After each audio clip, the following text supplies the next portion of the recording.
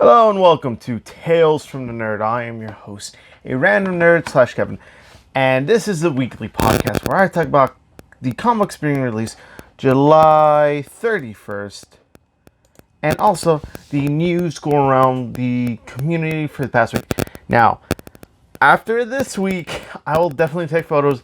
After filming last week's episode, which was about 2 hours of filming, and then trying to get the pictures up for the podcast and everything, I've been busy. I forgot to take photos. So after this one, please go to the Instagram. Please go on Twitter. Let me know which set you like. I will take photos after this. And then, decide. So, we're going to move on to the comics. This week is a light week, considering every other week has been a bit heavier. But after this week, it's going to be heavy once again. Now, we're going to move on to the first book, which is Avengers 22. Now, Avengers 22. I should actually just click the preview before I do that. So, let's go over here. As I'm loading up the preview. Okay. Avengers 22. Written by Jason Aaron. Art by Alberto Jimenez. Albuquerque. And the price of the book is $3.99. This is a description. The challenge of the Ghost Rider starts here. Robbie Reyes wants to get rid of the flame-headed monster inside of him, so it's time to do the common sense thing. Perform an exorcism on his car. Only problem is Johnny Blaze, the King of Hell, has some plans of his own for the newest Ghost Rider and his Avengers friends. Now, basically, if you've been reading the Doctor Strange by Donny Cates, the previous one before Mark. Oh, what was his name? Oh, I know his name. What's his name? But basically, he did the previous Doctor Strange run before the new writer took over. And basically, Johnny Cage became the King of Hell after Doctor Strange brought up Hell back again. Now, this is technically your jumping on point because it's a new storyline. You could jump here and then boom, you're like, okay, do I really need to read the previous, 21 issues? Not really, because it's just been the Celestials, then some vampire stuff, then War of the Realms stuff, and then a one shot earlier, and then this. So pretty much just read this, and then if you like this style, you could pick up the other books. But yeah, that's pretty much it. Good jumping on point. Avengers is a pretty good book at the moment. So it's also written by Jason Aaron. Jason Aaron did write a big, massive Marvel event. So this is your jumping on point. And then we're going to move on to the next book, which I'm going to have this differently this time. So I'm going to have this here and this here. I'm going to try to have this more set up where, yes, next book. Batman Who Laughs, number 7.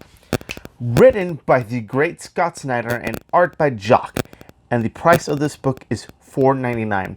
This is a description. It's the final showdown between Batman and Batman Who Laughs.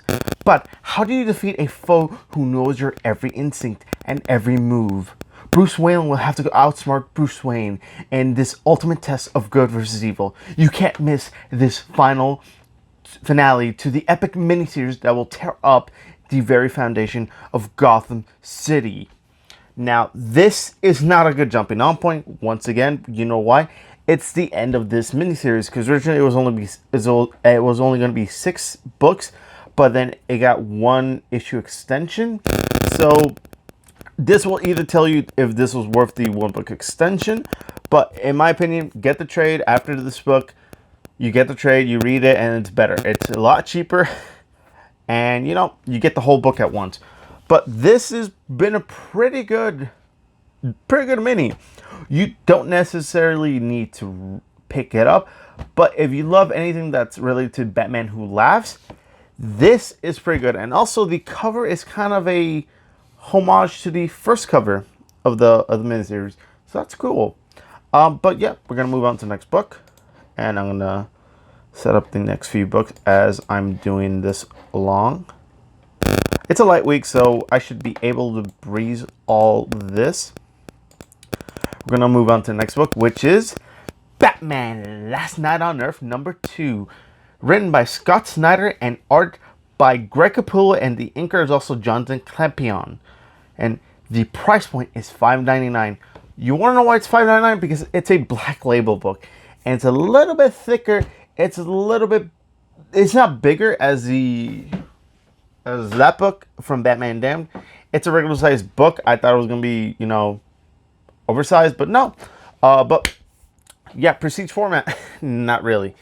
But yeah, the price point is $5.99. This is the description. The world has been destroyed, and Batman is on a quest to find out who's responsible. But when villains from his past begin to complicate things for the Dark Knight, he finds himself an unlikely ally in a place known as the Plains of Solitude. Now, the cover looks creepy as heck, and I love it. I read the first issue. It's basically Old Man Logan meets Batman. Technically, it's still a young version of Bruce Wayne, but it's like that, and it's good. And Joker has a head in a jar. What else do you want? And also, Scott Snyder, this is his final Batman book. So, Justice League, he's writing it. So technically, he means like anything Batman related that he's gonna write. So he's not gonna write any more Batman related titles. So no more Batman Who Laughs. Someone also take over. Joshua Williams is gonna take over the Batman and Superman book. So, but Scott Snyder, this book is a pickup. I highly recommend it. Did I say? No, okay, so I did. Is this a good jumping on point? Yes and no. This is a weird one because this is only a 3-issue miniseries, but this comes out every 2 months. Now, if you could find the copy of the first book, get it. It's a really good read. It takes about 20 minutes, 30 at the most, and it's a really good read. I recommend it. Trust me, Batman Last Night on Earth is a crazy book. If you can find a copy, get it. It's enjoyable. If not, this is not your jumping on point if you can find issue 1, but if you can, pick up issue 1 and issue 2 while you're at the comic book shop this Wednesday, July 31st. Now we're going to move on to the next book, which is Black Panther #14. Written by Ta-Nehisi Coates, art by Daniel Acuna, and it is $3.99. The Intergalactic Empire of Wakanda, 2000 Seasons Part 2. T'Challa makes contact with Earth, but the war for the Empire continues, and with the Panther goddess Bast on their side, the Maroons are looking to turn their tide when Emperor N'Jadaka comes for his revenge. He'll find himself in hot water, but will T'Challa's plan be enough to free those the Empire has enslaved and open his pathway home? Now, if you want to read Black Panther, pick up issue 13, then 14 at the comic book shop, because, pretty easy to find issue 13. Black Panther isn't... You can find most of the issues now, but if this storyline is picking up as it is, it might sell out. Plus, so far, everything Ta-Nehisi Coates has been writing for Black Panther has been very good. He's also doing the Captain America book, which it's probably one of the better Captain America runs for the past year and a half. Nick Spencer was really good as well. But yeah, good jumping on point with issue 1. But once you read that one and then you like what you read, you can pick up everything else in trade to pick up where you're going along the story. So, yes. In my opinion, good pickup point. We're going to move on to the next book right now. So, I'm just going to set up the next few books as I go along. Oof. A lot of annuals, not going to lie. There are a lot of annuals. But there's also a new #1. There's a new #1 as well that I'm really excited for. And I set up... Okay, I just want to ask a question for you guys. How are you? How is everyone? How's everyone? Now we're going to move on. Captain America #12, written by Ta-Nehisi Coates, artist by Adam Kubrick. The price point of this book is $3.99. Captain America, Captain of Nothing, concludes. Captain America is a fugitive, so Captain America must disappear. But that doesn't mean that Steve Rogers has to give up the fight to prove his innocence and bring the true murderer to justice. It's time for Cap to try something new. Now, This is not a good jumping on point. For one, it's the end of a storyline, so not gonna jump in on point. The next issue will be a new jumping on point. That way, it's much easier to figure out what's happening to Captain America. If anything, you can always pick up the traits to know what you're going along with.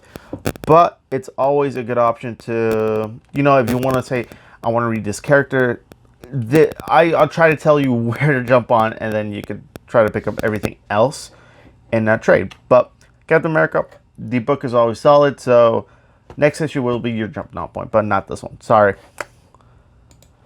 We're going to move on to the next book. We're on the next book. Sorry for the jump cut. This is the book Fantastic Four number 12, written by Dan Slott and art by Sean Izaakse. I hope I pronounced it right. But this is just, oh well, the price point is $3.99, and this is the description. Ben and Alicia are off on their honeymoon in a remote tropical paradise until someone decides to crash it, or should we say, smash it. Get ready for the biggest Hulk versus Sting fight of the century. Plus, The Saga of the Future Foundation by Jeremy Whitley and Will Robson. Now, this is kind of jumping on point, but not really, because it's just one shot. Now, if you want to read the Hulk, no, technically it's not. It's a 2-issue mini, apparently. 2-issue book. Because the last one was a one-shot. This is, it looks like it's a 2-parter.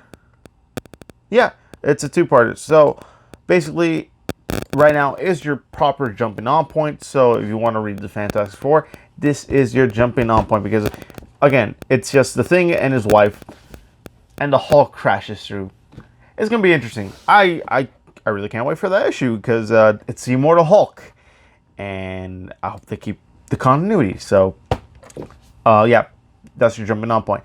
Now, we're going to move on to the next book, which is Friendly Neighborhood Spider-Man number 9, written by Tom Taylor and art by Ken Lashley and Juan Cabal. And the price point is $3.99. This is the description. A terrifying new villain is causing major problems for Spider-Man and his neighborhood. What does he want with your favorite wall crawler? Plus, the secret history of the rumor. Basically, this is your jumping on point. There really isn't much to give. The last issue 7 and 8 was a 2-parter with Feast and the Prowler. The Hobby Brown version, not the Aaron, what's his name? Aaron something, I forget. But yeah, it's also going to give you the history of the rumor, which is a character they introduced in the very first or second issue of Friendly Neighborhood, which is a old superhero who helps Spider-Man, and is also a neighbor of Peter Parker. So we're going to get that. Friendly Neighborhood Spider-Man, it's iffy. It depends on what you like of Spider-Man history. So far, it's pretty decent. Tom Taylor is a pretty good writer. It's just, I feel like, I don't know, he could do better. In my opinion, he could do a little bit better, but it's just my opinion. So I doubt he's ever going to hear this. But I give the guy respect, because he's a good writer. He's written X-Men Red, which is one of my favorite X-Men titles out of like X-Men Red, Gold, and Blue. He wrote just Red, and it was pretty good. It was probably one of the better books of the X-Men. And he's also writing DC's, I think. I think he's writing DC's. He also wrote the whole Injustice book. So, give him credit where credit's due. Next book, which is Green Lantern Annual number 1. It's written by Grant Morrison and art by Giuseppe Camuccolo and Trevor Scott and Steve Olive and Elliptics. It's not drawn by the regular person. It's an annual, so it's gonna tell a one-shot story. You don't need to pick it up unless you're really into the Green Lantern by Grant Morrison, which is a weird space cosmic adventure. Which, knowing Grant Morrison, it's crazy. It's gonna be a good annual. It's gonna be crazy. It's gonna flip your mind. But the price of the book is $4.99, and this is the description. A Green Lantern tradition is reborn when the annual Jordan family reunion takes a turn for the bizarre, leaving Hal and his nearest and nearest and dearest on the front line of a terrifying invasion from an impossible reality that's closer than you think. There's only one way for the intergalactic lawman, Hal Green Lantern Jordan, to prevent the ultra crime of the millennium. But what will be the outcome of when Green Lantern takes on a young superhero sidekick? And who will it be? Also featuring an incredible guest appearance by the strangest lantern of all. You must not miss the Green Lantern Annual. It's just an annual. You don't need to pick it up unless you're really into the Green Lantern. Again, when they announced this book, I'm like, oh, okay, they probably wrote everything down, and there's not going to be skips, because if you hire Grant Morrison, you kind of have to have the book ready, because with him, he'll be like, oh, I'll write the book, and then there'll be delays. But I'm thinking he had this idea or pitch for this book, but when this book was released, it kind of threw continuity out. So everything you read about Hal Jordan and the Green Lanterns was thrown out. So I don't know when this is taking place. It's taking place before, after, God knows when. But so far, I like it. It's just so weird. Super weird, but I enjoy it. But yeah, now we're jumping on point. Also, we're going to move on to the next book, which is Justice League Dark Annual number 1. Written by James Tynion IV and Ram V. Art by Guillaume March and Arif Prianto. This book is $4.99 because it's an annual. And again, I didn't get a proper explanation to what an annual is if you never heard of a podcast or what a book is. Annual is just a story that... an annual is basically a story or a set of stories that they will tell when they can't tell it in the main book. Now, it's going to be an oversized... it's going to be 48 pages, which is more than your regular 32 pages. So it might have, they could write this annual, say, okay, we're going to have big plot points that'll go here, and then they'll be explained in the book later on in the future. Or like, it's just a story we can't tell, and we could tell it here. That's what annuals are, basically. And I do like annuals. The Flash annuals have been really good. The Batman ones were really good as well, especially annual number 3, even though Tom King never wrote it. Tom Taylor did, so that's funny. But yeah, I do like annuals. So also the Justice League one by Scott Snyder was good because it gave big ramifications. But let me move on to the description of the book, which is Swamp Thing takes center stage in this one-of-a-kind story that will change the Green forever. After the fall of the Parliament of Trees, the Parliament of Flowers, and its new guardian have risen. It's now up to Alec Holland to convince him to become a benevolent protector of the world. But little does he know, a foe from his past, the Floronic Man, is trying to sway the Guardian as well. Which path will the King Petals choose? The fate of mankind depends on it. It's an annual. It's just a Swamp Thing book. At the end of the day, it's basically a Swamp Thing annual. It's a Swamp Thing story with the Justice League Dark. Mostly it's going to be with the Swamp Thing, so I really like Swamp Thing. Also, his show on the DC streaming service before it got canceled is amazing. And it's sad that it got canceled. But if you really want to know Justice League Dark, you gotta read it from the beginning. But if you just want to say, I just want to read Swamp Thing that he's in Justice League Dark, I'll just pick up this annual. It's just one story if you just want to have a taste of what James Tynion IV is writing. So it's a pickup maybe.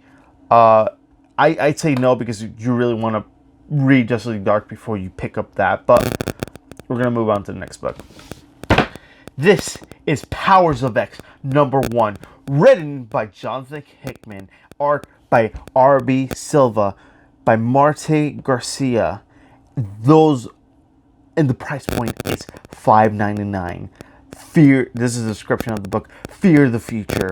Superstar writer Jonathan Hickman, writer of Infinity, New Avengers, Fantastic Four, continues his revolutionary new direction for the X-Men, intertwining with House of X and Powers of X, reveals the secret past, present, and future of mutant kind, changing the way you look at every X-Men story before and after. You do not want to miss this next seminal moment in the history of the X-Men. Now, okay, a little bit backstory of Jonathan Hickman. If you don't know the guy, he is the guy who You read the book.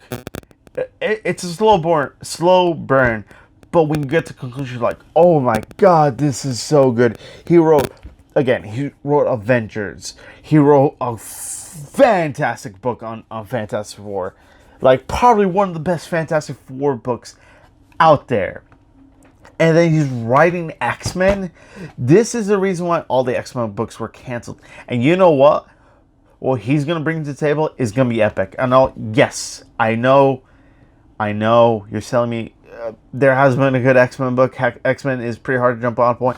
You want to jump on X-Men? You read this and House of X. That's how hyped I am. But yeah, it's a good jumping on point. It's also $5.99. It's good. I think I already told that, but it's a good jumping on point. And we only got 3 books left, so yeah. This is the next book, which is Secret Warp's Iron Hammer Annual #1, written by Al Ewing and Teenie Howard. Teenie Howard is becoming bigger and bigger. Jeez, she's a pretty okay writer. I think she, with a few nicks and crannies, I think she'll be a fantastic writer one of these days. I have hope for her. And art by Aurelio Anidito and Carlos Gomez. This is the description. Secret Warps, Part 5, Secret Warps. Whatever has been causing worlds to smash together is out of control and starts smashing Warp World heroes into one another. As the heroes begin turning into strange amalgamations, can even Ghost Hammer turn things back to normal. Plus, a bonus tale of Sigurd Stark battling the twin wolves of addiction and Fenris, the God Devourer. This is the finale of the Secret Warps world. I don't think we're gonna get any more mention of this after this is ending. Because after Infinity Wars, they had this idea, they put it out, and then when Gamora was a Doctor Strange with Captain America, fusing, I forgot what his name, Captain Strange. Oh, jeez, I forgot his name. Actually, let me look it up before. But basically, he said, I don't want my world destroyed. Just, have our world in a pocket dimension. And Soldier Supreme, there we go, Soldier Supreme. That's what it was. Yeah, basically, put our world in a pocket dimension, and then you don't have to worry about us. And then it says, we will continue the story in somewhere else, and this is a continuation. Now you're jumping on point because it's an end of the story. It's end of a chapter. It's done. You don't need to worry about Secret Warps. It's just a cool concept that they did for just a couple issues, and they're like, oh, we don't want to deal with it anymore. It was just for the event. And then I guess Al Ewing is like, I have an idea for them. I haven't read any of them. I'm behind books, so yeah, kind of hard. I catch up, but there's always once in a moment in time where I fall behind, but I will catch up eventually with books. But this is the next book. Oh, also, it's not gonna jump on point, but next book, which is Thanos #4, written by Teenie Howard and art by Ariel Olivetti. And this book is $3.99. This is a description. Gamora is coming into her own, but the bond between her and Thanos continues to grow. So does unrest among the Proto-Black Order. Now, with the threat of mutiny brewing underfoot, Thanos will do anything to keep his power, no matter the cost. Very Transformers. Thanos, it's a pretty good book. It's not really a Thanos book. It's more of a Gamora and Thanos book. It basically tells you the origins of Gamora, of her world, and what happened, how she met Thanos, and how she kind of more relates with Thanos. It's very weird, and I would say it's not going to jump on point because it's a 5-issue mini. Next issue will be the final issue, and that's it. This 5-issue mini with explaining Gamora's backstory is over. But that's it. We're gonna move on to the next book, which is Venom Annual #1, written by Ryan Cady and Emily Lerner, artist by Simone Di Meo, and that's it, Simone Di Meo. Don't don't know what else to say. The book is $4.99. It's an annual, so Venom versus Lady Hellbender. After a few busy months, Eddie Brock and the symbiote are back together, but their union isn't so perfect anymore. Meanwhile, the galaxy's fiercest monster hunter is headed to Earth with a taste for Clintar. Plus, the origins of Lady Hellbender. You don't need to pick this up because this is an annual, and also it's kind of connecting to a storyline which is called Acts of Evil, and they're having one-shots which will lead to a storyline. There was a Punisher one, there's this one, there's a Wolverine one, there's a Miss Marvel one, and I think there's others that's really on top of my head. You really don't need to pick this up. I really don't know when this is landing. But the cover's pretty cool. I like the art on the cover. Not bad, but that's really all the books of this week. And if you're asking me, Kevin, or a random nerd, what's your favorite book of the week? Now, for DC, it has to be Batman Last Night on Earth #2. And for Marvel, it has to be, can you guess it? Powers of X. Those are the books I'm looking forward to this week. Please let me know in the description which book you're excited for. Please let me know. That's it for the books, and now we're going to move on to the news of the week. Now, since there was a lot of news for Comic-Con, I had to kind of rush it. I filmed for 2 hours. I'm pretty tired after that. I filmed till like 12 at night. So, for today, I will keep it short. I'll keep it an hour. So, I'm going to talk about a few other things that I really didn't talk about, unfortunately. And I'll talk about this. And a few more things I'm looking for right now. And I'm still looking for this. I'm looking for a few more things, sorry. Like I said earlier, if I put too many times, my computer will freak out. And okay, I'll talk about this. And this, and then let's move on. And also this. Okay. Now, Black Widow concept art reveals our first official look at Taskmaster. Basically, if you're asking me, who the hell is Taskmaster? Taskmaster, we've had references to him in the Spider-Man game, Marvel's PS4 Spider-Man. He's also going to appear in the Avengers game. He's also been in Ultimate Spider-Man. Basically, what this character can do is, if he sees you do a move, he will copy your move. So if you hit right, if you punch right, he will learn that move. So basically, if you do a triple somersault, he can do a triple somersault. Now, this is what they're saying. Marvel Studios may have unveiled its Phase 4 slate at Comic-Con last night, but we weren't treated to any concept art from the movies that were announced. Well, a piece of Black Widow art by Andy Park, is being handed out today. As you can see, it offers our first look as Natasha Romanoff battling out with the villain's Taskmaster. This Taskmaster has been spotted on set for a while now, but this gives us our best look at the fan favorite comic book villain who has become a staple of Marvel video games and animated TV shows. As you can see, he's wielding his shield and wearing a mask that may not look like a skull. Taskmaster was spotted on set. Yeah, Taskmaster has been spotted on set a while ago, but this gives us our best look at the fan favorite comic book villain who has become a staple of Marvel video games and animated TV shows. As you can see, he's wielding his shield and wearing a mask that may not look like a skull at first glance, but clearly, based upon closer inspection, which you can see his teeth, as a modern reinterpretation, Marvel Studios has done a great job, and it will be fun seeing him in action and find out whether he has a future in the MCU beyond this movie. What do you guys think of the look? So far, it looks cool, and it does give a new look of the. I mean, you got the eyes, it kind of looks like a skull, but not really. He has a shield. I mean, as long as you could give me the guy who could copy moves, I'm good. I mean, again, they could also, he could damage his face and then he could remodel the skull. So hopefully they don't kill him off, because he's really cool. Yeah, so that's that. And then also the Eternals. They showed a Comic-Con poster that features a first look of the Celestials. Now, Celestials are like beings who have lived throughout time, who are really, really old. They handle power above imagination. Um, yeah, while filming expected to begin. Okay, so they got to film pretty soon. The Eternals over the course of the next few weeks. Marvel's. Okay, it's just. I already talked about cast. They haven't even filmed it, but the concept art looks cool.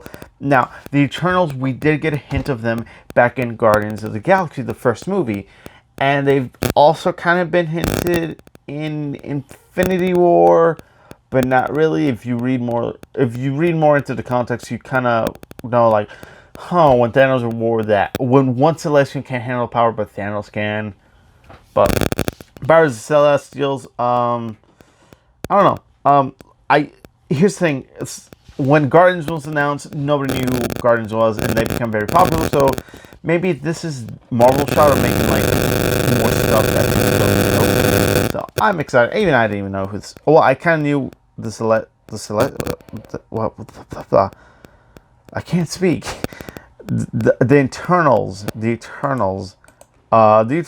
Really don't know much about the Eternals, but so far I will do my research when it will come out. Now, oh my god, oh, a lot to talk about.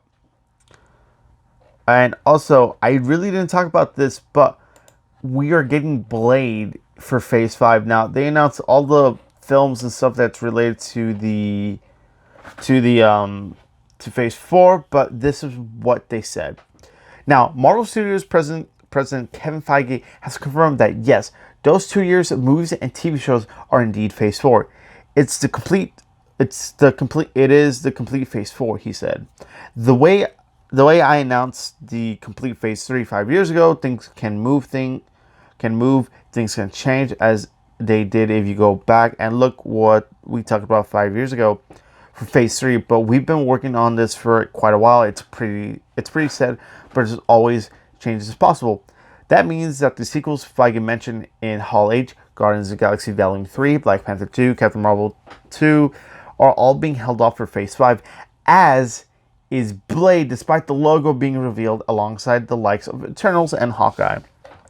Needless to say, the unique looking slate of movies, it will be interesting to see how they set the stage, especially as we know that the Fantastic Four and the X-Men are also in development. So yeah, it was confirmed that between those sequels, Spider-Man 3 and also Blade and Fantastic Four and X-Men, they're putting the groundwork for those movies.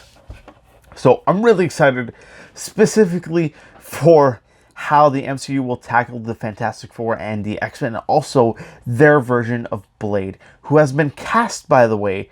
I will go into the casting in just a bit, but we're going to talk about Thor: Love and Thunder. So, the director, Taika Waititi, makes it clear that Jane Foster is the mighty Thor and not a female version of Thor. Because it's basically it's based on the Jason Aaron run of Thor, the mighty Thor. So Jane Foster has cancer, and after Thor loses his worthiness, Jane Foster goes to the moon, picks up the hammer, and becomes the mighty Thor. Now, I don't know how they're going to do it for the movie, but so far what Waititi has done for Thor Ragnarok, it's going to be interesting. Also, James Gunn has confirmed that Thor: Love and Thunder will be before Guardians of the Galaxy 3. So, Natalie Portman is back for the MCU. So, technically, they said she never left her contract, but previous statements, she said, like, I quit. I really don't want to be part of those movies. But now, given her a role, she's going to be bigger. She's going to have a bigger role in the MCU, which I'm really excited for. I'm happy for Natalie Portman back. And she also said she's going to get buff for the role. But here's the thing. Once she picks up the hammer, she becomes a different person. So, are we going to... I don't know how they're going to do it, but maybe she just picks up the hammer. She just has gold hair. She grows gold hair. I don't know. A wig. But, yeah. And also, we're going to move to this. We're going to move on to the next news, which is A Beautiful Day in the Neighborhood trailer came out, which has Tom Hanks as Mr. Rogers. And it's exactly what we need right now. That's what the article says. And also, when you watch this trailer, Mr. Rogers is... I grew up on Mr. Rogers, and seeing him in the trailer and having Tom Hanks play him as the wonderful human being Mr. Rogers was, it's a bit emotional. It's really good. It's like, I saw him like, I'm watching Mr. Rogers again. You feel the hope. You feel like the kindness of the man. And you know what? We need more people like Mr. Rogers. So I love the trailer. Watch the trailer. It's probably one of the movies I'm really excited for this year. And you know what? It's a movie I didn't even know was coming out. And you know what? I can't wait. We're going to talk to Hellboy creator Mike Mignola weighs in on whether the character could move from film to TV. Comic book properties continue to do big business on the small screen, and even huge franchises like The Lord of the Rings and Star Wars are now finding place on television. One reason for this is because those stories take place in worlds that are arguably too large for movies alone. And Hellboy definitely needs like a property that would be well suited for the small screen. Even if Hellboy himself didn't appear, there are so many characters who are part of his world. We could be treated to a vast array of spin-offs that flesh out Big Reds. Sorry, that won't work because it's Hellboy. You go to Hellboy's universe for Hellboy, not the side characters, unfortunately. Sorry, but I didn't see the Hellboy movie. I saw the trailer. It didn't pique my interest, but when they showed the second trailer, I said, okay. And then I heard the reviews, and also I had a friend of mine who watched the movie said, it's complicated as hell. They have no direction, and all the good stuff that was in the movie was shown in the trailers, and that showed me that I really didn't need to see the film.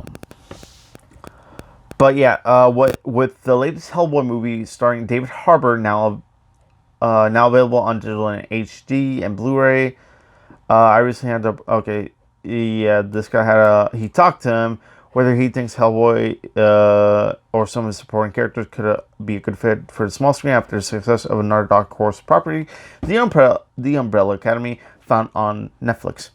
I think so. It's been discussed. It has been discussed recently, but I obviously love that. At this point, there's 25 years worth of Hellboy material, and we've barely scratched the surface in terms of any of it being filmed. Also, I think I've laid the groundwork for a whole world, and I do it all the time, of new stories set in the Hellboy universe. I would love an outlet for all that material. I don't know. Thank God these decisions are never up to me, and I never pursue these things. I wait for someone to come to me and say, we want to do this, but I would love to have that conversation. Will he appear in TV? Maybe. I think a Hellboy in a smaller scale can work, but I don't know. Maybe give Guillermo del Toro the TV show. So far, I mean, the movie wasn't that good. I mean, the movie lost money, and of course, no one is gonna try it right now. I don't expect another Hellboy film for a while. I think a TV show with a significant smaller budget, I think it's more possible. Plus, you could have 10 hours stretched up. Make it more, make it more with practical effects than CGI. That's, I would say. Use minimal CGI. Only use your CGI budget for when you need the big stuff. Or maybe you can make it an animated show, because I think animation would be perfect for Hellboy, because all you really have to do is just animate the stuff, and You could do crazy stuff. You could do crazier, out of the world stuff. And with animation these days, I think maybe television or animation would be better for Hellboy, because Hellboy is a character I grew up on from the Guillermo del Toro movies. They weren't the perfect adaptations, but they kind of gave me a sense who Hellboy was. But that's it. We're going to move on to the next set of news, which is Spider-Man Far From Home is now the highest grossing Spider-Man movie as it nears 1 billion worldwide. Now, this is a milestone because Spider-Man Far From Home, which I saw for a second time, which I gotta say, I kind of enjoy it more now. Yeah, but Spider-Man, I mean, congrats. I mean, it's hard work, and I think how Tom Holland presents himself in the movie, it's been pretty good. Now I gotta look for more stories. Yay! Okay. Okay, so this is probably going to be a shorter podcast episode. I'm just going to talk about 1, 2, 3, 4, 5, 6, 7, 8. That's about it. Okay, so what if Season 1 will explore the first 23 movies in the MCU Infinity Saga? Marvel Studios revealed a handful of details about What If at Comic-Con on Saturday, but Kevin Feige now has shed a little more light what fans can expect from the Disney Plus animated series. While he previously said that one episode will revolve around what would happen if Peggy Carter had taken the Super Soldier Serum instead of Steve Rogers. The Marvel Studio boss now confirmed that the first season will deal with the alternate scenarios from the 23 movies that make up the Infinity Saga. Right now, we're focusing on the first season. Everything you know about the 23 films in the Infinity Saga, adding one twist to them, seeing how everything turns out differently. Chances are Spider-Man won't factor in those plans, considering that the fact he's still owned by Sony Pictures, but it'll be interesting to see which scenarios are presented, whether that they're all based on comic book stories or something completely original.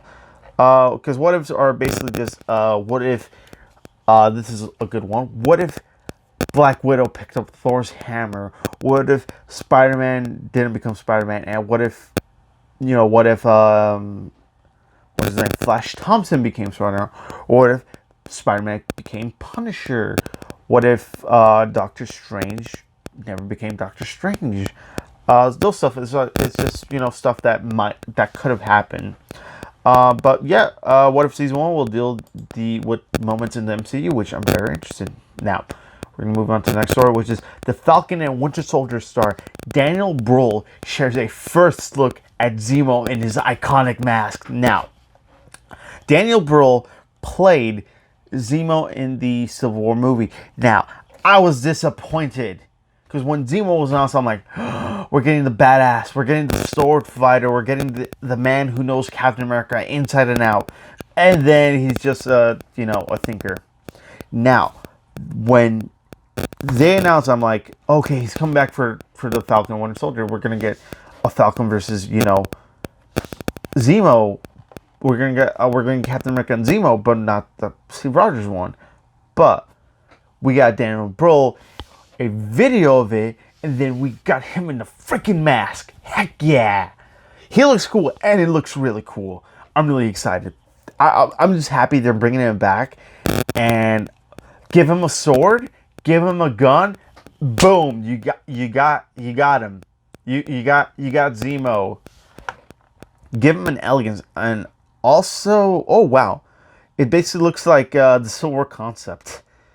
I'm just excited that they're giving the man more stuff to do, and he was also the man who broke up the Avengers. So really excited. But we're gonna move on to the next set of news now. This is not news. This is just something interesting. Now, Joe Magdaleno, who played Flash Thompson in Sam Raimi's Spider-Man, has thrown his hat in the ring to play Kraven. The former True Blood star spoke of his love for the character and the Kraven Last Hunt storyline while appearing on the Lights Camera Barstool podcast, calling the prospect of suiting up as the formidable Spidey villain a dream role. While nothing is set in stone, there's there's a good chance that we will see Kraven the Hunter on the big screen in the near future, although it remains to be seen what capacity that'll be. Sony Pictures is reportedly developing a solo outing for the character, but writers of Spider-Man Far From Home are also interested in utilizing Kraven as Peter Parker's next big bad. We'll have to see how things play out, but it doesn't sound like Magneto will settle for anything less than a full-on scrap between Kraven and the Wall Crawler. Basically, would I like to see Joe Manganiello play as Kraven? Yes, actually. Because I thought for a while, I think another good candidate, which I have to say this, even though he's put in everything, Dwayne "The Rock" Johnson. Yeah, putting that out there, Dwayne "The Rock" Johnson, give it to him. He could also play it, because Kraven's a tall Russian. He's a big buff Russian guy. So, yeah.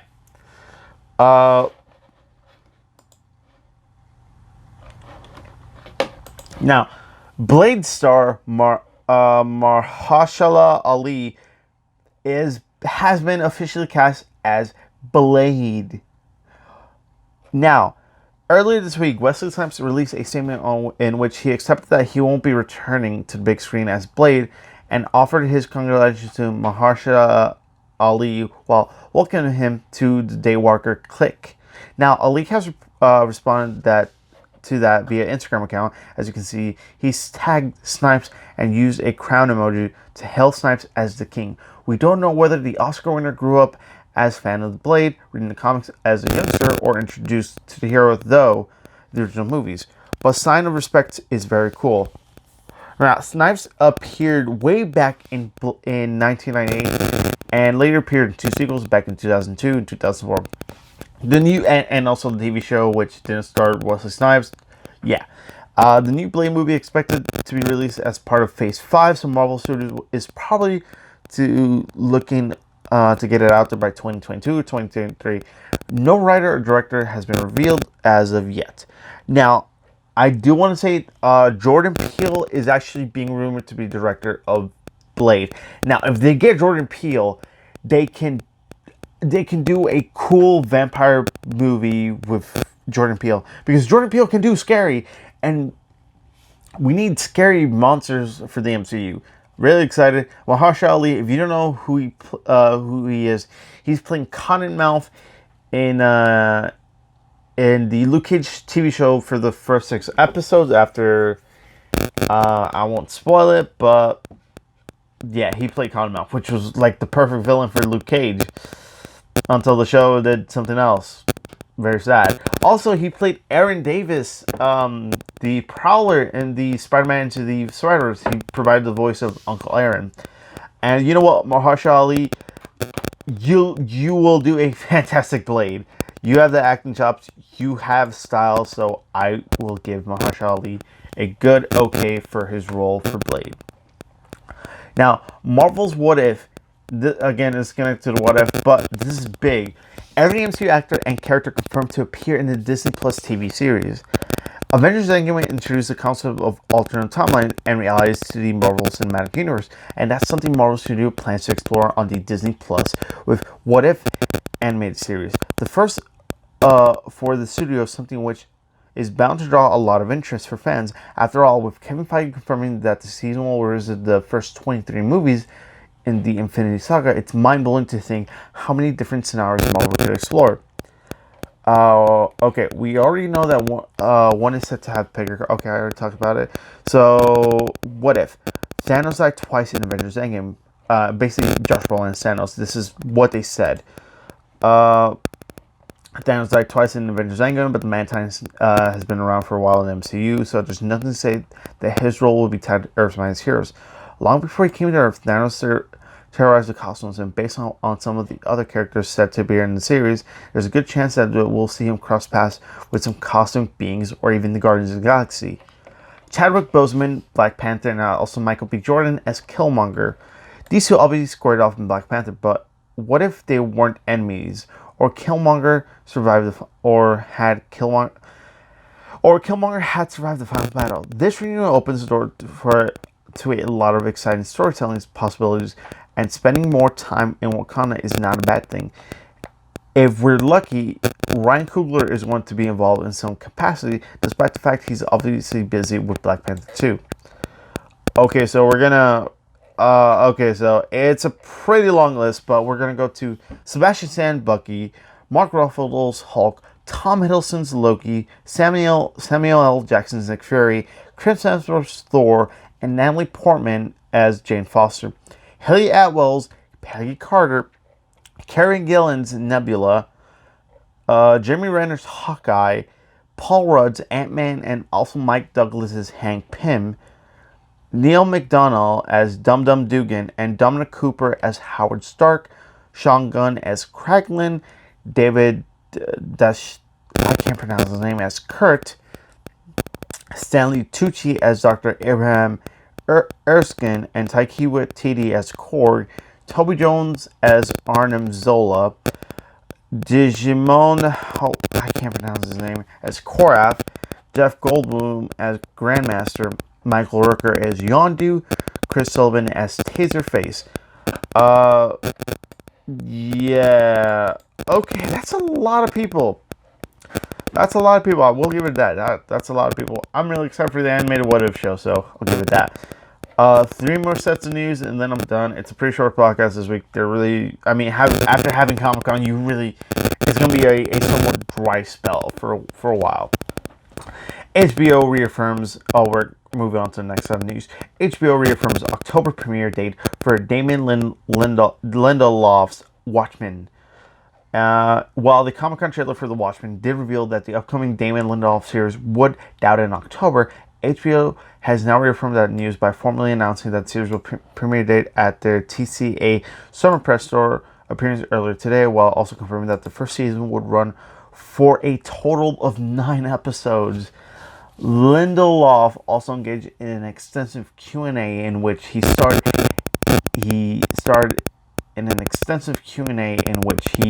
a number of interesting details about the story that he hopes to tell within the unique world, where the line between heroes and villain is murky at best. This is what he said, it is an examination of institutions and culture and politics and things that inform our society. There are no easy answers. There are no grandiose solutions. In traditional superhero movie, the bad guys are fighting aliens, and when they beat the aliens go back to their planet and everybody wins. There's no defeating white supremacy, and it's not going anywhere. So it felt like it was a formidable foe. I went through a very intensive period of terror of freaking it up, and now I'm telling sure I'm out of the tunnel. Okay, let's see. When's the premiere date?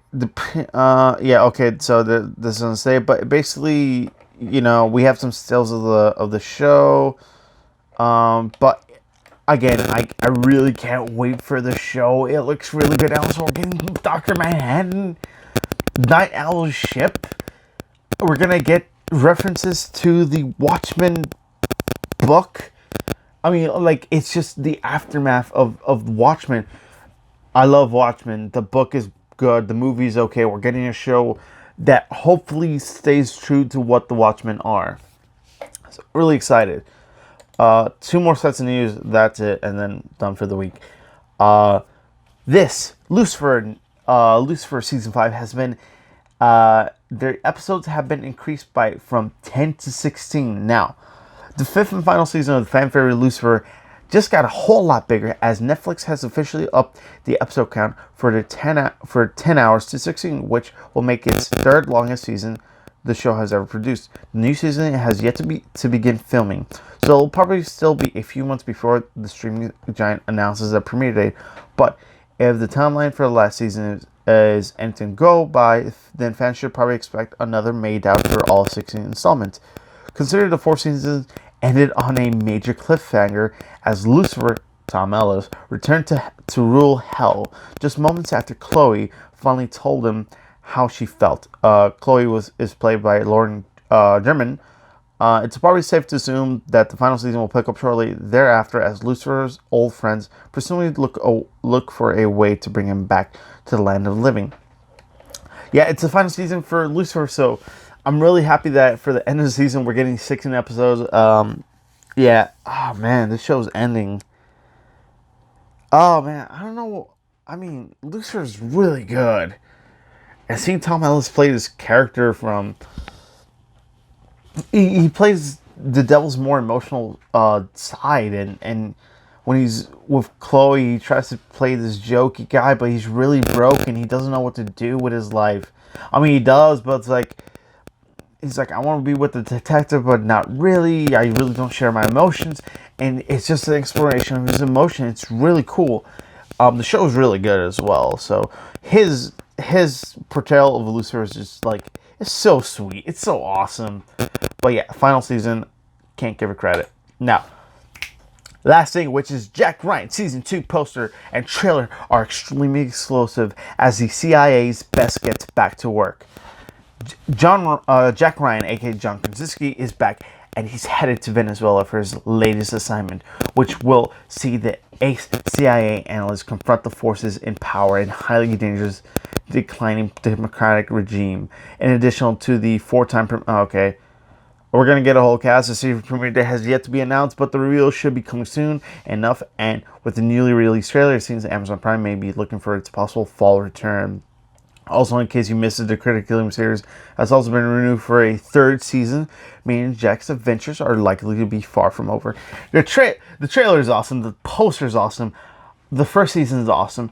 I cannot wait. Also, John Krasinski, you can do everything. He plays it good. I like him. I like the show. The show's good. It's just, he's not your regular badass. He's just an analyst who's trying to live a life, and then he's just dunked in this world of being a spy. He's like, I'm not a spy.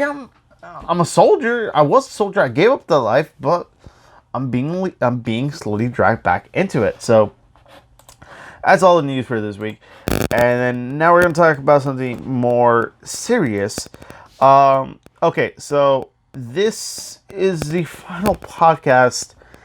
I think for this set not really the final, because the thing is, I won't be here for a whole week. I'll be gone next Saturday, and I don't know if I want to film another podcast here or in California. Now, I can film in California as well, but I'll have more people, so you'll watch out for that.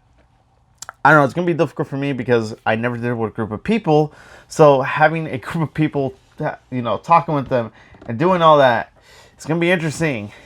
And I'm really excited, but we'll see. And I won't be back till the week after, so I'll try to film something and also try to create a small vlog. It's not going to be a super edited vlog, but it's a little vlog that will show my trip that I'll be going to in California. I'll only be there for a week and I'll be back. I'll be with family. I'll be going to places. Hopefully they're interesting.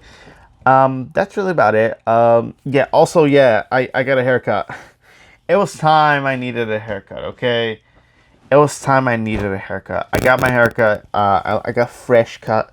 I got a fresh buzz, so that's really about it, guys. I hope you enjoyed. Please follow me on Twitter and Instagram. Have a nice day. Please subscribe. Please like. I'm working on Spotify stuff. Tomorrow, as I'm editing, I'll try to put them on Spotify.